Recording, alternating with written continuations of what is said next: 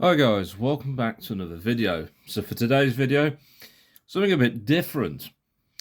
It's a box of Formula 1 cards. Now, for those of you who don't know, I have been a Formula 1 fan since I was born. Thanks to my father basically sitting me on his knee, and we used to watch pretty much every Formula 1 race together until I was too big to sit on his knee. And then obviously watching Formula 1, obviously over many years, well, it'll be 35 this year for me. Obviously, I've been an F1 fan ever since. I'm a motorsport fan, to be honest. Anything with four wheels, whether it's World Rally Championship, NASCAR, IndyCar, two wheels, superbikes, MotoGP. The list is endless of different motorsports that I've watched over the years. But Formula 1 has always been one of my favourites. And of course, my favourite driver at the moment is on the box, fun enough, it's Max Verstappen. I remember many years ago watching his father, Jos, driving cars that weren't as competitive, even though he was a teammate to Michael Schumacher in his first year in 1994, even though he was a test driver to start with. But anyway, we'll open this box of Topps Paddock Pass. It's a blaster box. Apparently there's 3 cards per box anyway. 3 chrome cards, I should say. So this is going to be fun. So I bought this from, can't remember, I think Sports Trading Cards UK, who I've bought many a pack from. Boxes, I should say. So there we are. So we've got 6 packs to open. So this is going to be fun. So I don't know about the parallels and stuff like that, so you'll have to forgive me, because this is the first time I've ever opened F1 cards in my life. I didn't have, they probably had stickers back then. So who have we got? Mike Crack of the Aston Martin team.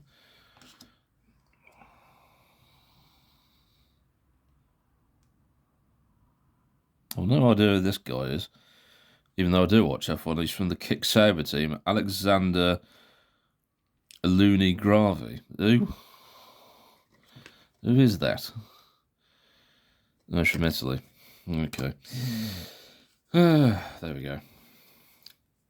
Lewis Hamilton, aerodynamic.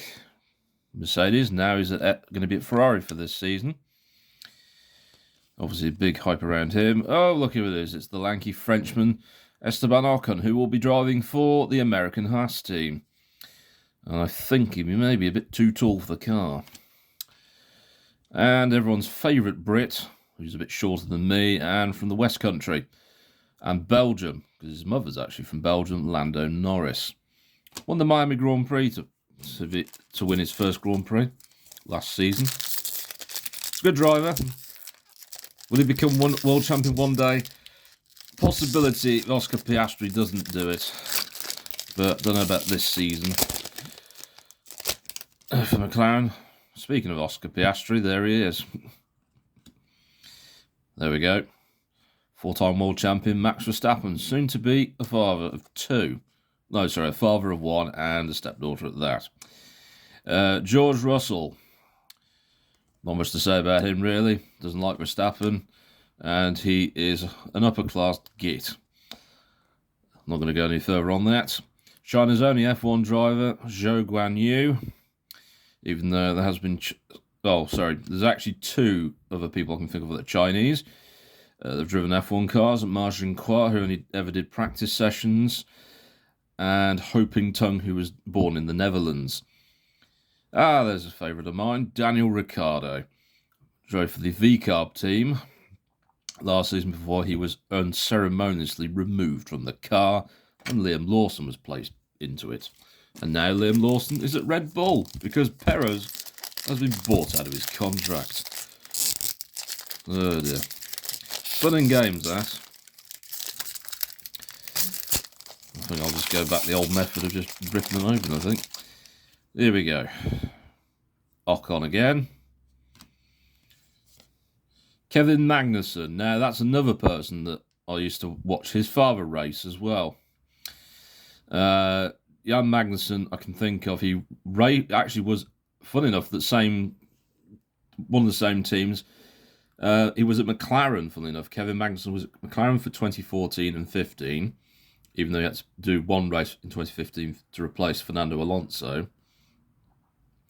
And 2014, on his debut in Australia at Melbourne, he actually got third place on the road, but then it became second because of stupid fuel bloody flow irregularities on Daniel Ricciardo's car.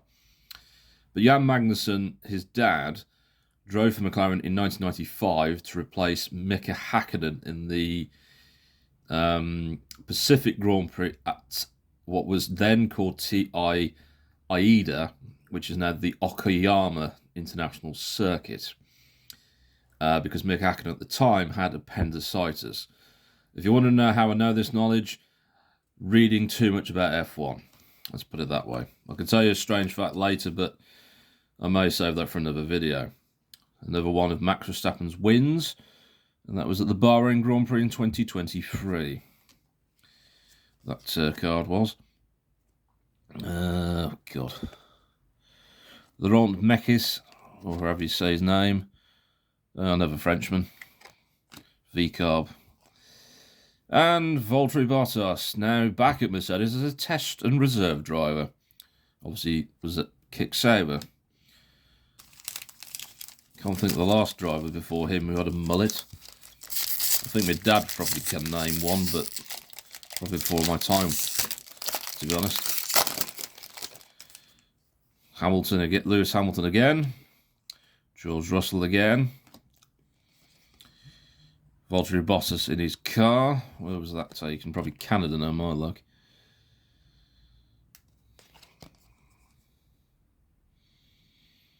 Looks like Montreal to me, but I may be wrong. Piastri, is that a red variant? Not sure. A chrome card, it looks like, of Lewis Hamilton. Lewis Hamilton's from Stevenage, funnily enough, in England. Stevenage have a football team. They're in the Football League. They were once thrown out of the Football League, not allowed in the Football League in the 90s because their stadium was not safe enough for the crowds. Madness. Anyway, forget football, forget soccer. Let's concentrate on F1. That's another story. Carlos Sainz Jr. Now, for those of you who don't know, Carlos Sainz Sr. is a two-time World Rally champion in 1990, funnily enough, and 1992. And also could have had 6 world titles if it wasn't for the following people. Finland's Juha Kankkunen, Colin McRae from Scotland, Tommi Mäkinen from Finland, and there you go. But Carlos Sainz Sr.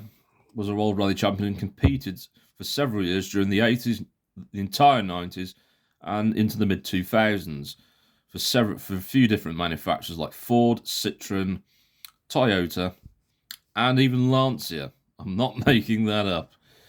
Competed once for Lancia. But anyway, Carlos Sainz Jr. now is at Williams.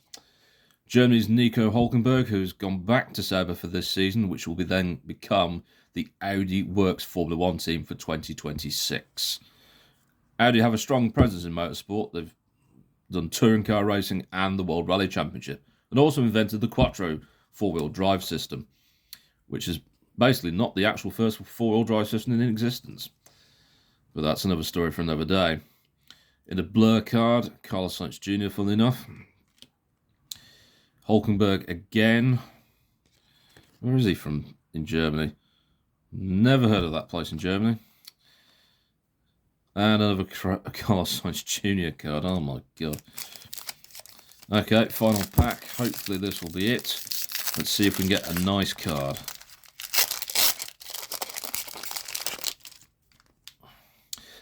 Fernando Alonso. Still racing. He's won Le Mans. He's won the Monaco Grand Prix. He's won the F1 World title. He's won the World Endurance Championship. Obviously, he's won at Le Mans, 24 hours at least a couple of times. For the Toyota team, Gazoo Racing, whatever they're called now. So yeah, but Fernando, will he carry on after 2026? Most F1 drivers in their 40s these days don't. Back in the 50s, it was quite common. Juan Manuel Fangio won, I think, his last of 5 titles in when he was in his 40s. I think same age almost as Alonso. Japan's Yuki Tsunoda. Japan have a very rich history in Formula One. Basically, with Honda being engine suppliers, Toyota obviously not doing so well. But Honda have been in and out of the sport since the 60s, whether it's been as a manufacturer or an engine supplier. But there have been quite a few handful of Japanese drivers in Formula One.